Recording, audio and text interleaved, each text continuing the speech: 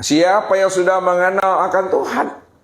Siapa yang telah berjumpa dengan Robnya?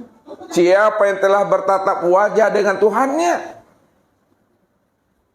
Maka binasalah dirinya, Bapak Ibu. Nah, jadi siapa yang berjumpa dengan Allah itu binasa dirinya. Binasa ini apa artinya nih?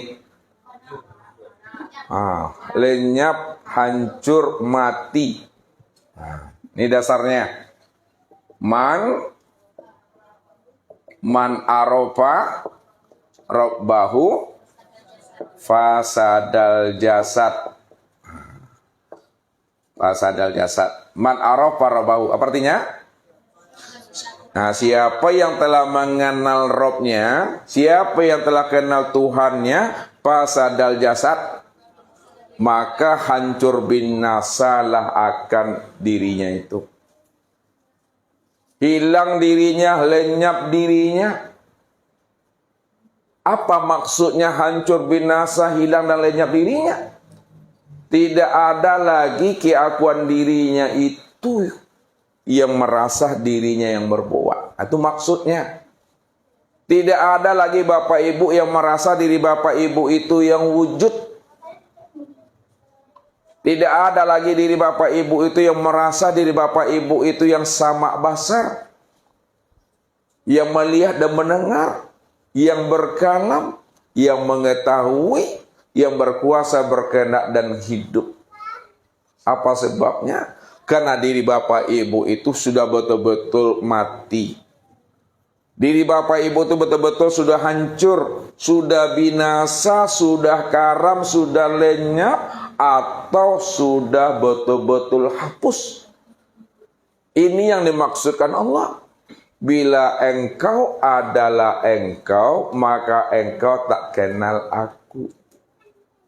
Bila engkau bukanlah engkau, engkau pasti kenal akan aku. Maksudnya apa tuh? Bila engkau adalah engkau, maka engkau tak kenal dengan aku. Maksudnya, apabila engkau merasa engkau yang wujud, pasti engkau tak kenal aku. Yang wujud itu aku sebenarnya. Kalau engkau merasa engkau yang sama basar, yang melihat dan mendengar, pasti engkau tidak akan kenal aku, karena yang melihat dan mendengar itu sebenarnya aku. Bila engkau mengatakan engkau yang berkata, yang mengetahui, berkuasa dan berkehendak, pasti engkau tidak mengenal aku, karena sebenarnya yang berkata, mengetahui, berkuasa dan berkehendak itu aku, kata Allah. Bila engkau merasa diri engkau yang hidup, pasti engkau tidak mengenal aku, sebenarnya akulah yang hidup itu. Namun sebaliknya Allah katakan, bila engkau bukanlah engkau, maka engkau pasti kenal aku.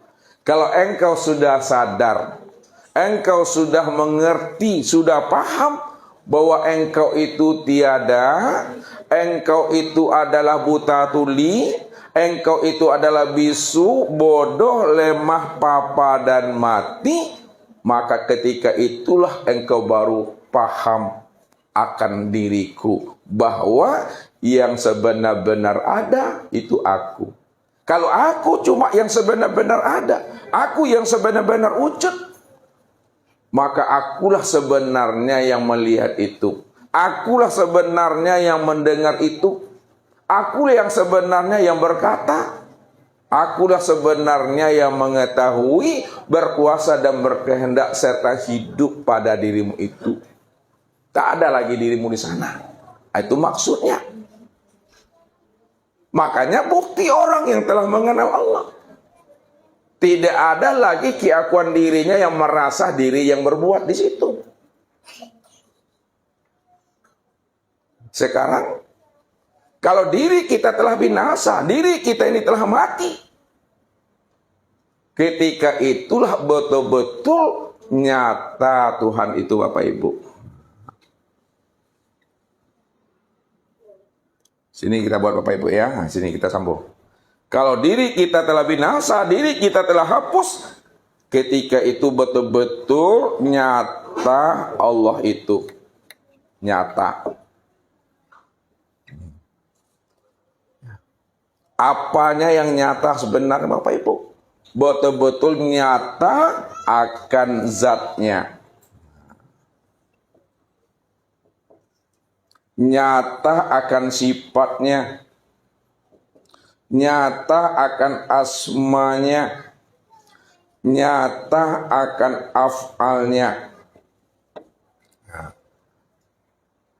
Kalau sudah nyata zatnya, sudah nyata sifatnya, asma dan af'alnya, lalu kemana Bapak Ibu memandang nyatanya zat, sifat dan asma serta af'alnya Allah itu?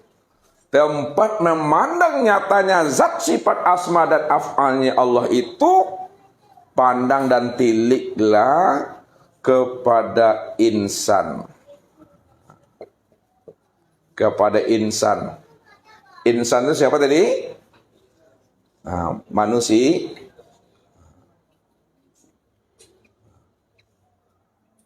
Kalaulah insan itu adalah manusia, manusia itu dirinya kita, lalu siapa yang dikatakan diri kita tadi sebenarnya?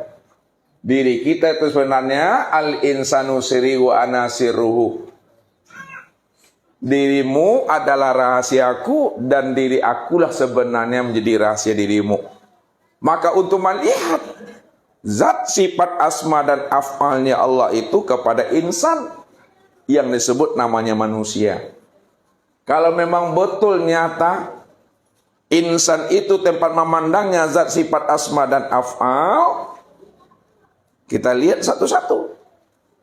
Nyatanya zat pada insan itu yang disebut namanya dengan sir.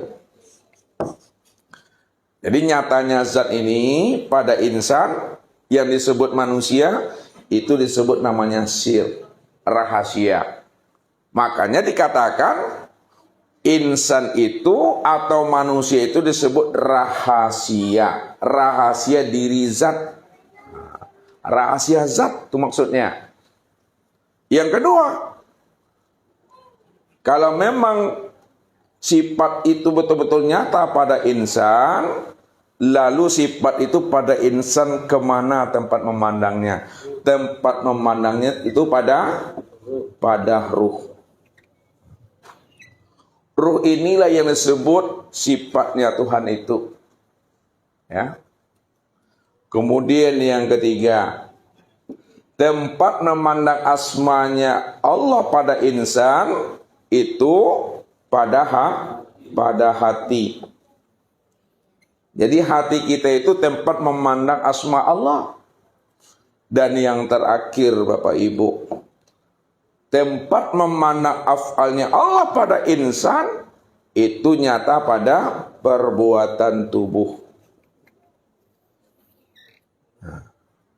Jadi tubuh tempat memandang af'alnya Allah, hati tempat memandang asmanya Allah, ruh tempat memandang sifat Allah, dan sir tempat memandang zatnya Allah. Itu artinya bahwa kesempurnaan tempat memandang diri Allah betul-betul nyata pada diri insan yang disebut namanya manusia. Rupanya diri Bapak Ibu inilah kesempurnaan memandang nyatanya diri Allah itu. Namun Bapak Ibu bukan Allah. Nah, itu saya ingat kan? Ya, siapa yang sudah paham, siapa yang sudah mengerti bahwa dirinya itu tempat kesempurnaan memandang dirinya Allah, maka tak boleh kita mengaku-ngaku bahwa kita ini Allah. Ya, tak boleh pula kita ini menyanding-nyandingkan diri kita ini dengan Allah. Apalagi ingin jadi Allah. Nah, makanya pada saat kita paham, tanda orang yang paham itu Bapak Ibu diam, kata Rasulullah. Man arafallahu kalla lisanahu. Nah, ini kata Nabi. Man arafallah kalla lisanahu.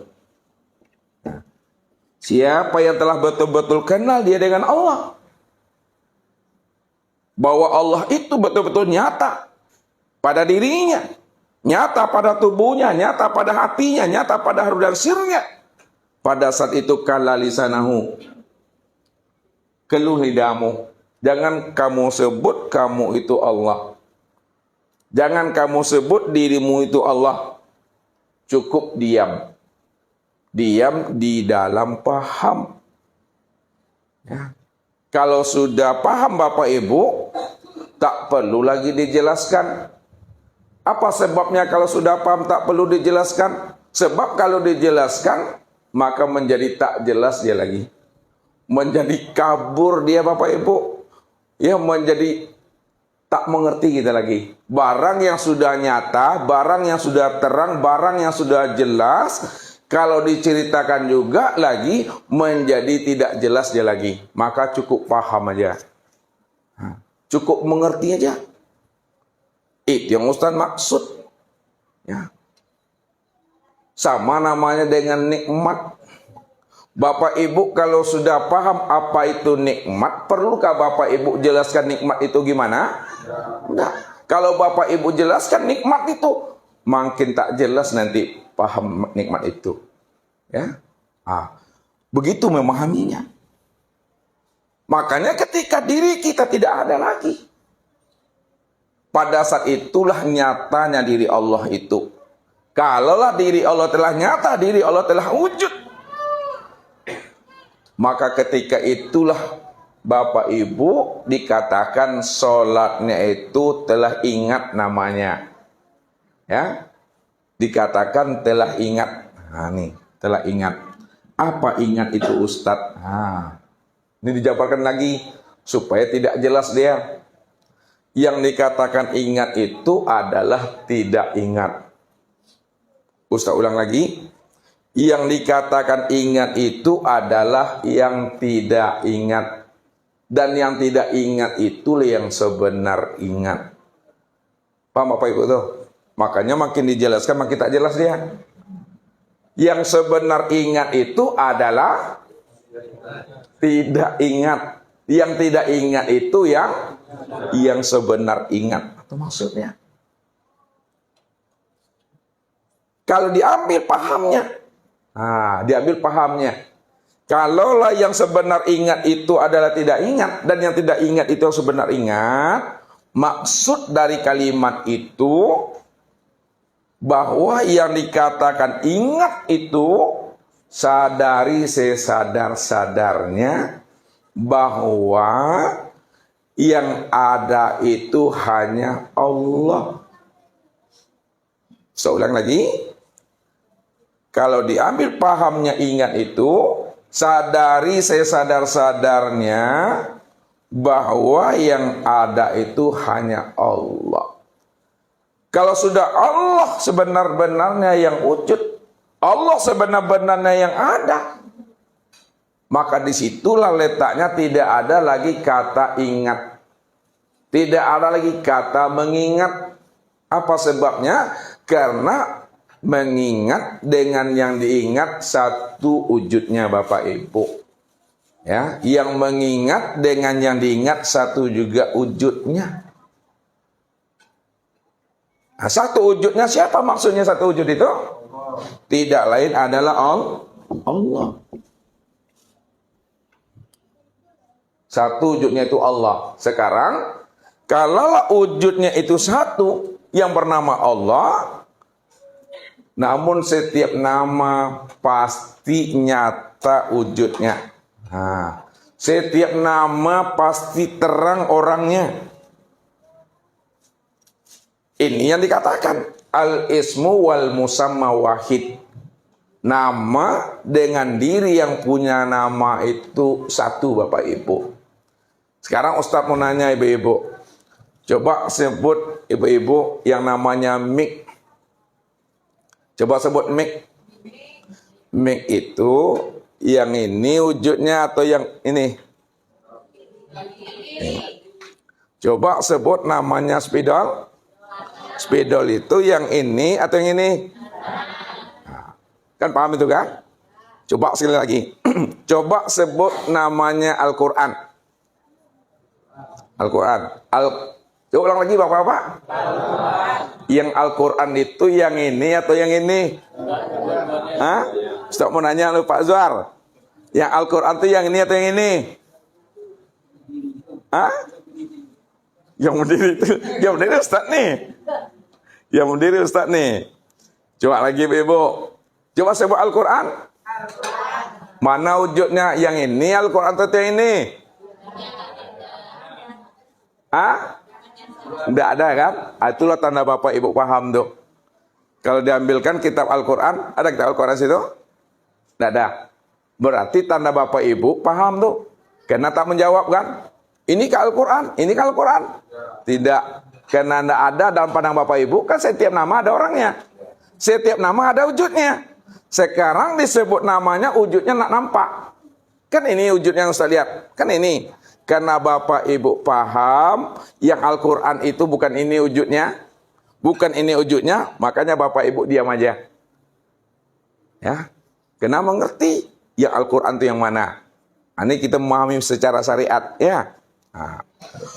Begitulah kita mengenal dan mengingat Allah. Kalau disebut Allah, mesti jelas wujudnya.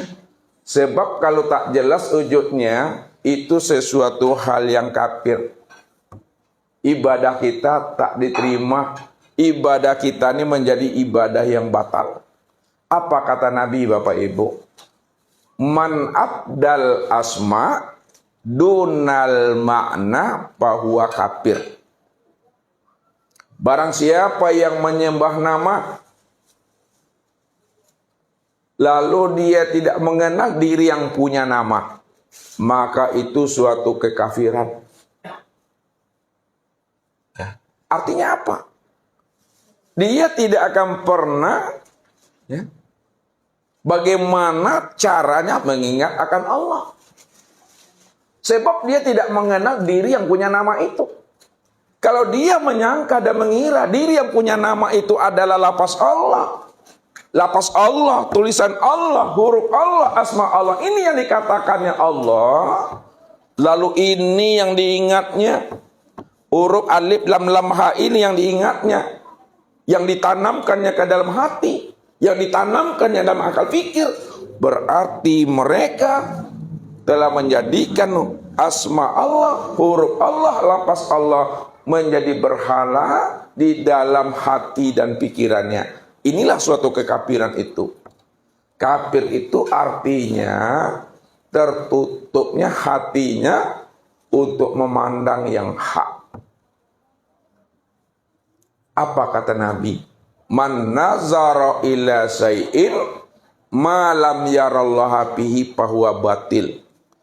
Barang siapa yang bisa memandang kepada sesuatu, lalu dia tidak mampu memandang Allah pada sesuatu itu, maka itulah pandangan yang batal. Pandangan yang berdosa. Pandangan yang batal, pandangan yang berdosa. Pandangan yang tidak memberikan faedah buat dirinya Bapak Ibu. Kalau pandangan kita tidak memberi faedah buat diri kita, maka ibadah yang kita lakukan sepanjang hidup kita, 50 tahun, 70 tahun, maka itulah yang dikatakan ibadah yang batal, ibadah yang tak diterima Tuhan. Kenapa? Karena dia tidak mengenal yang dia ibadati. Dia tidak mengenal yang dia sembah. Kalau dia tidak mengenal yang dia ibadati dan dia sembah, maka ketika itulah terjadinya namanya khayalan, imajinasi. Padahal Allah bilang, apa kata Allah? Wa minan nasi may ya'budullaha ala harfin.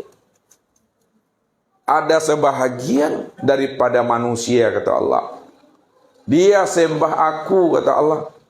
Tapi sayang yang disembahnya bukan aku, yang disembahnya adalah huruf. Sedangkan aku ini bukan berupa huruf. Aku ini bukan berupa tulisan. Aku ini bukan berupa asma dan kata-kata, kata Allah. Kalau Allah sudah menjelaskan dengan terang dan jelas bahwa Allah itu bukan berupa huruf, tulisan, kata-kata, lalu itu juga yang kita sembah, itu juga yang kita pikirkan dan kita ingat, maka disitulah kita telah menjadikan tulisan Allah itu menjadi berhala pada diri kita ini.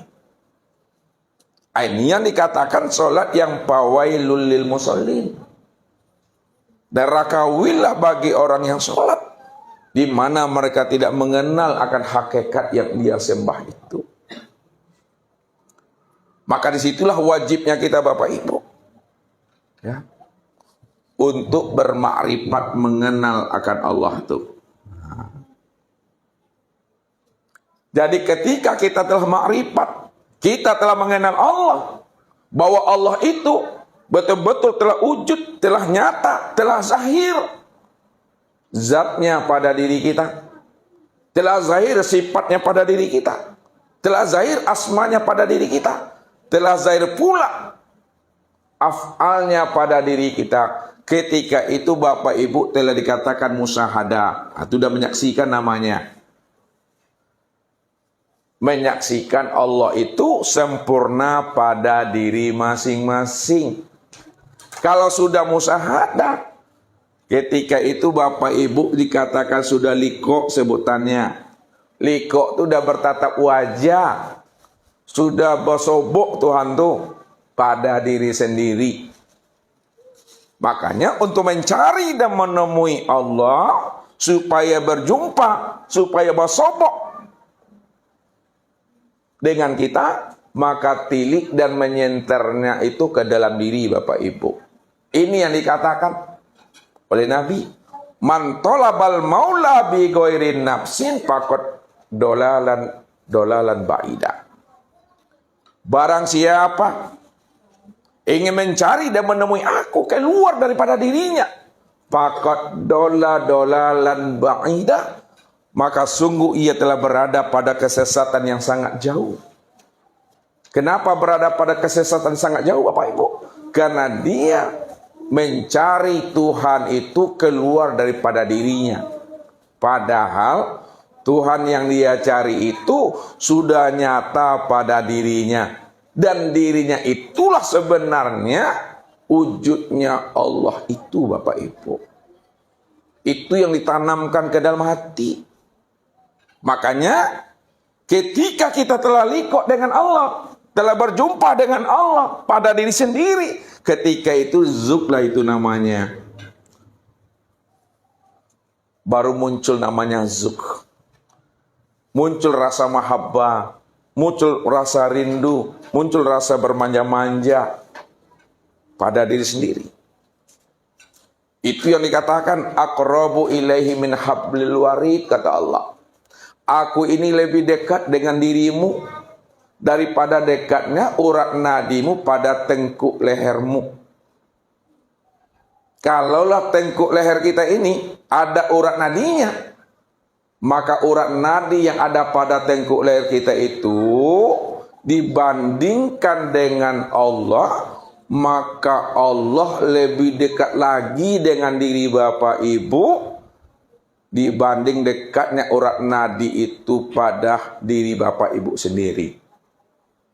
Kalaulah mata hitam dan mata putih yang ada pada mata kita Bapak Ibu dekat dalam pandangan kita pada diri kita dibandingkan dengan Allah, maka diri Allah itu lebih dekat lagi dengan diri Bapak Ibu dibanding dekatnya mata hitam dan mata putih ini yang ada pada mata kita ini.